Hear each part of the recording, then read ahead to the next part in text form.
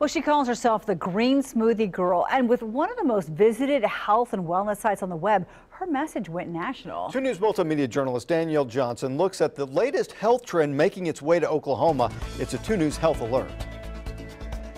Let's face it, eating healthy can get expensive. Yes, it is a little bit more expensive, but the habit that I teach you tonight is actually 200 calories, $2.50. Meet health coach Judy Sears. She travels to different states encouraging healthy habits. What I'm going to teach you tonight takes some practice. She's a part of the Green Smoothie Girl movement, created by Robin Openshaw, who lost 70 pounds and transformed her own health by drinking green smoothies. The regimen is simple. Drink 1 quart of a green smoothie a day for 30 days. The recipe includes kale, collards, Swiss chard, and spinach. And the top 3 benefits of the regimen: increased energy, improved digestion, and weight loss. The average that drinks a quart of green smoothie a day for 30 days loses 18.5 pounds. It's a recipe for good health that's changing lives. But families want to know, how do you get your kids to drink something that's this color?